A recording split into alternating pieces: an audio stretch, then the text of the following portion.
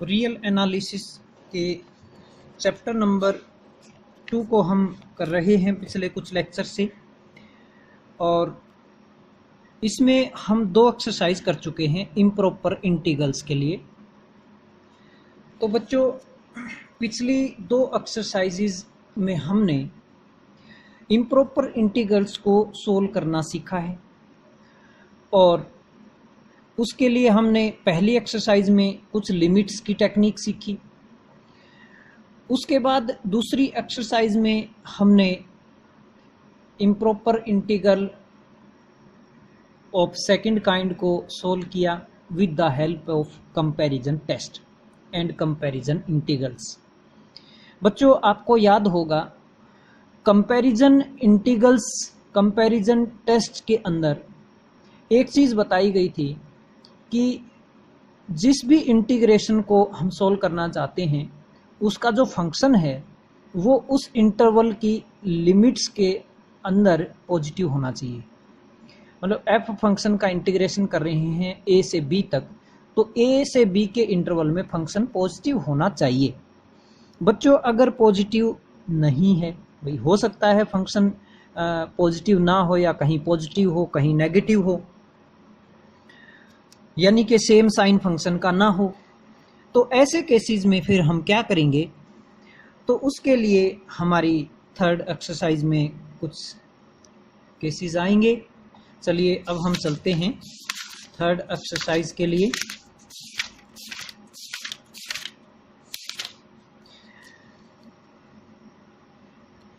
General test for convergence of integration f a to b at a means a के ऊपर infinite discontinuity बनती है।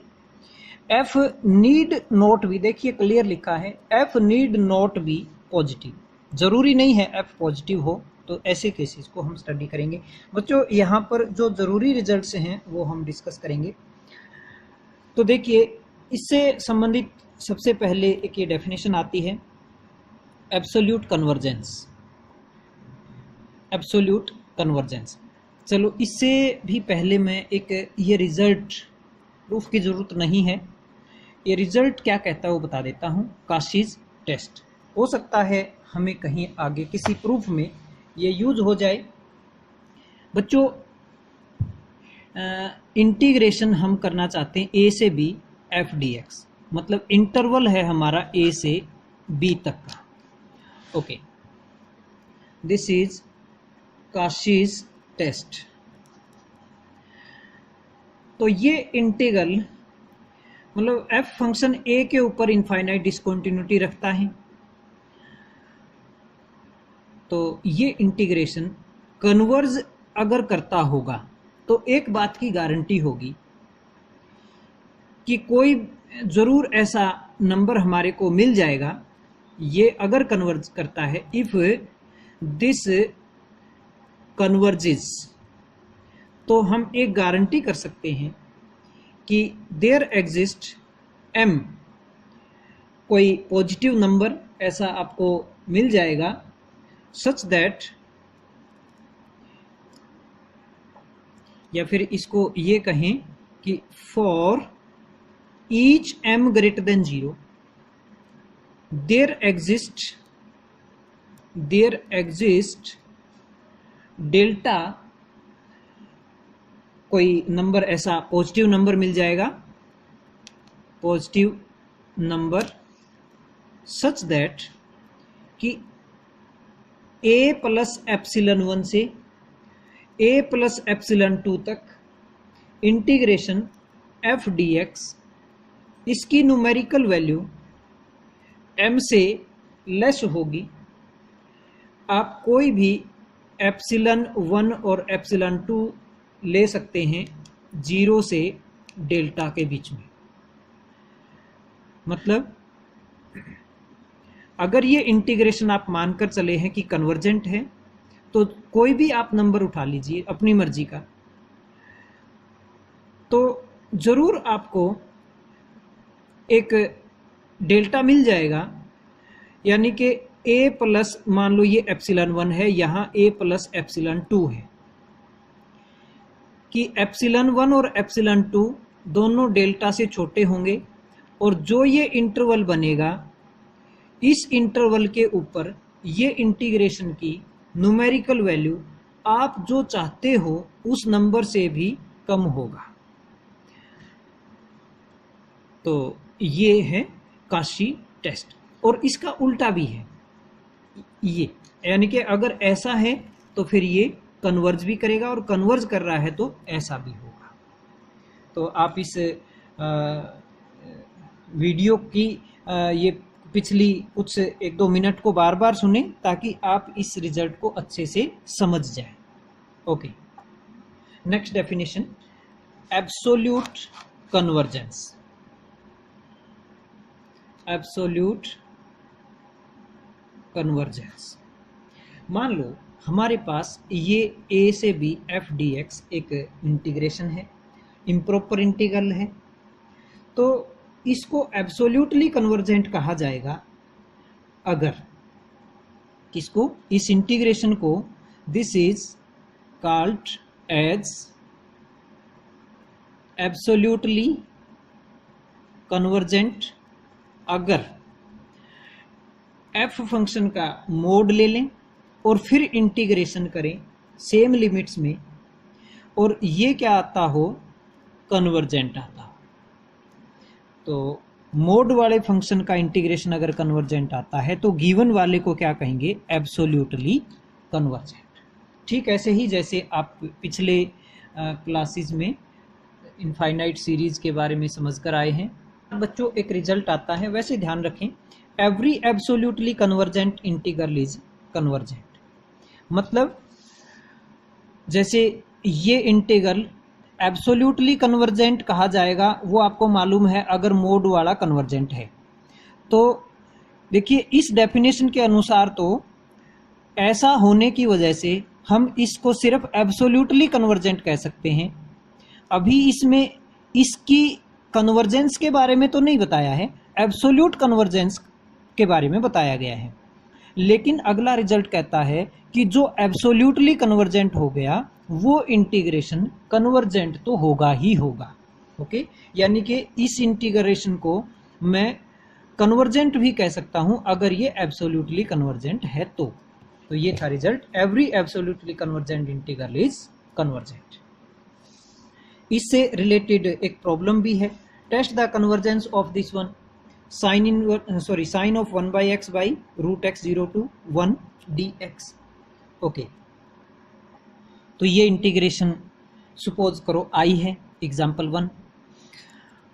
तो यहां से फंक्शन उठाया sine 1/x by root x, और इंटरवल क्या है हमारा, 0 से 1।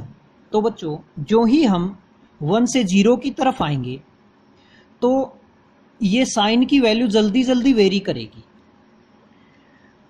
कभी पॉजिटिव हो जाएगी, थोड़ा सा और नज़दीक आओगे कभी फिर नेगेटिव हो जाएगी, मतलब 0 के आसपास चले जाओगे तो इसमें वेरिएशन बहुत फास्ट हो जाएगी।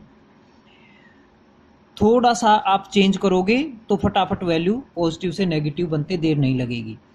तो इसका मतलब fx function does not keep same sign in this interval. तो इसका मतलब आज की एक्सरसाइज, आज का केस इसके ऊपर अप्लाई हो जाएगा। ओके, तो fx फंक्शन का 1 मिनट के लिए मोड लेकर देखते हैं, sine 1/x by root x, इसका मोड। अब x 0 से 1 के बीच में रहेगा, मीन्स ये तो पॉजिटिव वैसे ही रहेगा, इसके लिए इसका मोड दिखाने की जरूरत नहीं है। So we can write square root of x and this is sine of 1/x mod. अब साइन की वैल्यू बच्चों x चाहे कुछ भी रखो आप, -1 और 1 के बीच में रहेगी। तो इसका मतलब मोड की वैल्यू आप कह सकते हो 1 से बड़ी नहीं होगी। तो इसका मतलब इसकी जगह अगर मैं 1 रख दूं तो जो ये नया रिजल्ट आएगा ये उस वाले से कुछ बड़ा ही हो सकता है या इक्वल हो सकता है, यानी कि this is less than equal to this, क्योंकि इससे मैंने बड़ा न्यूमरेटर में एलिमेंट रखा है।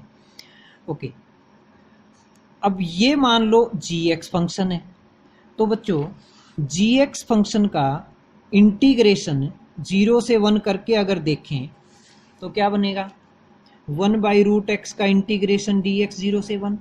और ये तो बच्चों कन्वर्जेंट है, पीछे हम कर चुके हैं कंपैरिजन इंटीग्रल से, आप देख सकते हो ये कन्वर्जेंट है। अगर किसी को नहीं मालूम है ये कैसे कन्वर्जेंट है तो पिछले लेक्चर्स आप सुनकर आए, उसके बाद ये क्लियर होगा आपको। तो बच्चों मोड वाला फंक्शन, मोड वाले फंक्शन का अगर मैं इंटीग्रेशन करूं, यानी कि fx मोड dx 0 से 1 और लेस देन इक्वल टू, मैं यानी कि दोनों तरफ इंटीग्रेशन साइन दिखा रहा हूं इसमें, तो लेस देन इक्वल टू क्या आएगा, integration of gx dx 0 to 1। अब g dx ये तो कन्वर्जेंट है, यानी कि ये कन्वर्जेंट है, तो इसका मतलब क्या हुआ, कंपैरिजन टेस्ट लगाओ पिछली एक्सरसाइज वाला, बड़े वाला, ये साइड कन्वर्जेंट है तो ये कन्वर्जेंट है। क्यों? क्योंकि ये तो पॉजिटिव फंक्शन के लिए है ना, ये पॉजिटिव फंक्शन है, ये भी पॉजिटिव है, तो हम पिछली एक्सरसाइज के रिजल्ट लगा सकते हैं। तो इसका मतलब क्या हुआ, integration 0 to 1 f(x) mod dx is convergent. तो मोड वाला जब कन्वर्जेंट हो तो गिवन वाले को क्या कहेंगे, f dx, गिवन वाला integration, this is absolutely convergent. और जो एब्सोल्यूटली कन्वर्जेंट है उसको हम कन्वर्जेंट तो कह ही सकते हैं, तो इसका मतलब ये कन्वर्जेंट है। ओके, तो अभी मैं पिछली एक दो बातों को ब्रीफ करता हूं, फिर उसके साथ एक नई चीज़ आपको बताता हूं। हमने पढ़ा कि f dx इंटीग्रेशन a से b, और फिर एक था f का मोड का इंटीग्रेशन a से b। तो हमने क्या सीखा कि ये अगर कन्वर्जेंट है, ये अगर कन्वर्जेंट है तो हमने कहा कि ये भी क्या होगा, इसको क्या कहा जाएगा, एब्सोल्यूटली कन्वर्जेंट कहा जाएगा। और एब्सोल्यूटली कन्वर्जेंट है तो इसका मतलब कन्वर्जेंट तो फिर है ही है। ओके, तो यानी कि ये कन्वर्जेंट है तो ये कन्वर्जेंट है, लेकिन इसका उल्टा जरूरी नहीं है बच्चों। ये चीज अभी आपको याद रखनी है कि ये कन्वर्जेंट अगर है, आपको मालूम है, तो कोई गारंटी नहीं है ये कन्वर्जेंट होगा। यानी कि ये साइड कन्वर्जेंट है तो कोई गारंटी नहीं है कि ये साइड कन्वर्जेंट होगी। इसका एक एग्जाम्पल है अपने पास, एग्जाम्पल नंबर 2। एग्जाम्पल 2 मैं बुक में ही डिक्टेट करवाऊंगा ये चीज, ताकि आपका समय की बचत हो जाए। Let fx be defined in the interval 0 से 1 तक का तो बच्चों इंटरवल है, और ये फंक्शन है। फंक्शन की बहुत सारी ब्रांचेज हैं, इनको देखकर घबराने की जरूरत नहीं है। देखो इंटरवल क्या है, 0 से 1, तो पहले 1/2 से 1 तक, ये 1/2 से 1 तक तो ये फंक्शन है 1। फिर अगली ब्रांच, अलग अलग ब्रांच है ये, 1/3 से 1/2, देखो ये यहाँ बनेगा 1/3, 1/3 से 1/2, इसमें फंक्शन है -2। फिर 1/4 यहाँ कहीं है 1/4, 1/4 से 1/3, इसमें फंक्शन क्या है 3। इस तरह से एंड सो ऑन। तो ये हम ऐसे बढ़ते बढ़ते बढ़ते बढ़ते 0 तक चले जाएंगे। तो इनफाइनाइट नंबर ऑफ टर्म्स ये हैं, ब्रांचेज इनफाइनाइट नंबर ऑफ हैं ये। तो अपने को क्या शो करना है, शो दैट दिस इंटीग्रेशन, मतलब खुद इस फंक्शन का इंटीग्रेशन तो कन्वर्ज कर रहा है, बट वो एब्सोल्यूटली कन्वर्जेंट नहीं है, यानी कि उसका मोड वाला जो फंक्शन का इंटीग्रेशन बनेगा वो कन्वर्जेंट नहीं होगा।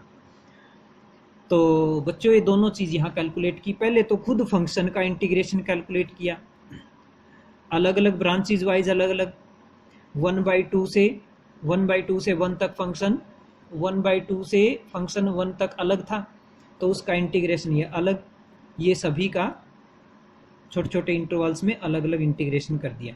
तो ये वैल्यू कितनी आती है, ये वैल्यू ये आती है बच्चों ये।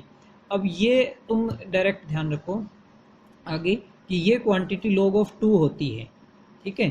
तो यहाँ से क्या किया इसने, 1 को उधर ले गया, तो 1 माइनस log of 2, माइनस से भी मल्टीप्लाई कर लिया, तो ये 1 को लिखा log e माइनस log 2, तो ये log of e/2, यानी कि इसकी वैल्यू क्या है log of e/2।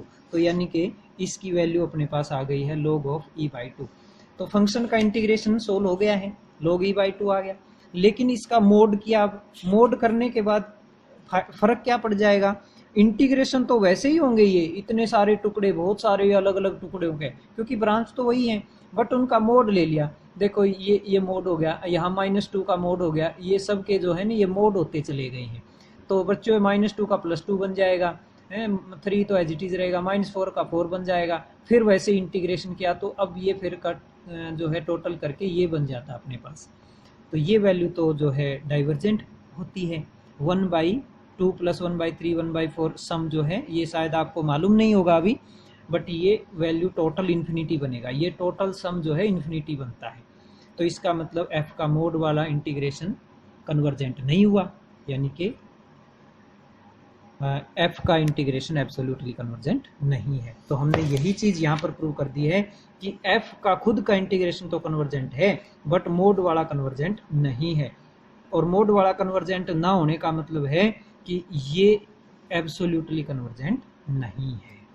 ठीक है, तो बच्चों आज का लेक्चर यहीं फिनिश करते हैं। आगे कुछ अन्य प्रॉब्लम्स जो हम करेंगे अगले लेक्चर में, उनमें हम फर्स्ट काइंड की प्रॉब्लम्स के साथ डील करेंगे, improper integrals of first kind. Okay, धन्यवाद, जय हिंद।